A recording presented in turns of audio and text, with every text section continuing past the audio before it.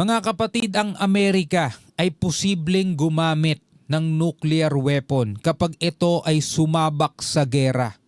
Bakit daw? Kasi ang Amerika ay hindi daw tatagal. Aabutin lang sila ng 8 days at mauubusan na agad-agad sila ng missile. Kaya mapipilitan silang gumamit ng nuclear weapon.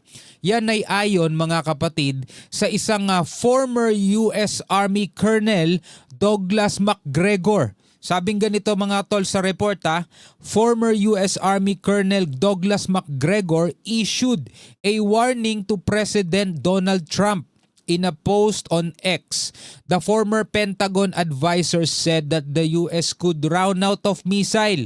Mauubusan daw sila ng missile in just 8 days. 8 araw lang mga tol ang itatagal ng Amerika at pag nangyari yon, no choice na daw sila and then we would have to go nuclear. Kapag nangyari yan mga kapatid, asahan na ninyo talagang masisira ang ating mundo kasi syempre hindi naman papayag ang mga bansa na hindi sila gagamit ng ganyan din, lalong-lalo na yung mga nuclear state. Sabi rito, he also warned of sending US weapons abroad. Kaya wag na wag daw magpapadala ng mga armas ang Amerika sa ibang bansa mga tol. Yan ang ating aalamin at bibigyan natin to ng reaction video, commentary, opinion, criticism at kung ano-ano pa. Ito'y mula rito sa Times of India. No, sabi rito, don't send arms to Ukraine or else. Ex-Pentagon officials big expose amid tensions with Russia. Panoorin natin to mga tol. Yan US on brink of losing world power o superpower status, no?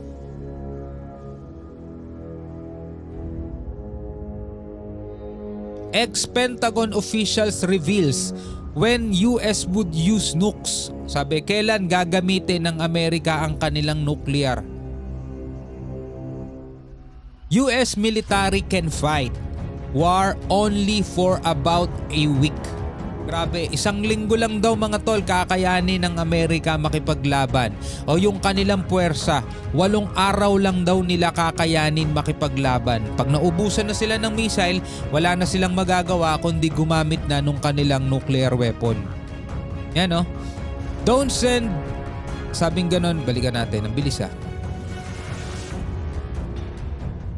Yan sabing ganon, don't send weapons to Ukraine.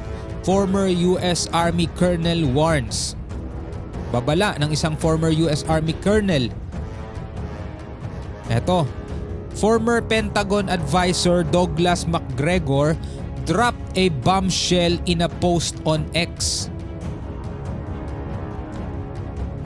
Sabi rito, MacGregor said the American military can fight a war for only 8 days. Grabe. Totoo ba yun? 8 araw lang daw mga tol kayang makipagbakbakan ng American military.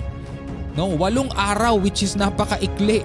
Ibig sabihin parang napakahina naman ng Amerika kung hanggang 8 araw lang nila kayang makipagbakbakan. Pero ang nagsabi niyan isang former Pentagon advisor. He also revealed that America would use nuclear weapons in the case of no missiles. So pag nangyari yan mga tol, wala na. Kumbaga endgame na pag yan ang nangyari. The ex-US Army Colonel warned Donald Trump stop sending weapons abroad. A big warning to Trump, America needs to stop sending weapons abroad. Baga pinipigilan na niya si Trump na magpadala ng mga armas sa ibang bansa. Mas kailangan daw nila yon. Very reliable sources tell me we have roughly 8 days of offensive and defensive missiles on hand and readily available. Sabing ganon nung ex-military colonel, Very reliable sources daw ang nagsabi sa kanya. We have roughly 8 days of offensive and defensive missiles on hand and readily available. Yun lang ang meron sila. Sakto lang pang 8 araw. Translation, we can fight on 8 days war and then we would have to go nuclear. Yun ang babala. 8 araw lang natin kayang lumaban. Pagkatapos nun, kailangan na nating gumamit ng nuclear. Ang tindi nun, mga tol. I'm sure Trump has been briefed on this. He needs to be made aware just how long our stockpile really is. So sabi rito, sigurado siya, nasabihan na si Trump tungkol dito, mga tol. Na-brief na daw si US President Trump. The remarks come days after Trump announced new shipments of US weapons to Ukraine. So yung pahayag na daw yun ay lumabas matapos ang ilang araw ng pag-aanunsyo ni Trump ng mga pagpapadala ng mga armas dito sa Ukraine. US delivered some weapons to Ukraine to defend itself from Russian onslaught. Reuters, sabi gano'n ng Reuters. Ukraine reportedly got artillery shells and mobile rocket artillery missiles. 155mm artillery shells and GMLRS missiles were provided to Ukraine, US officials. Sabi ng US officials.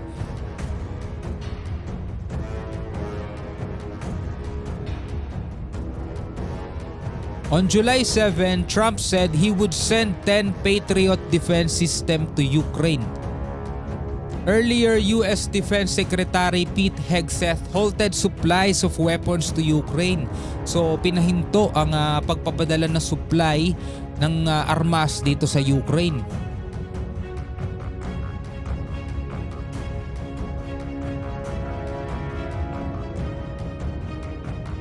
The Pentagon had cited declining US stockpiles behind halting shipments to Ukraine.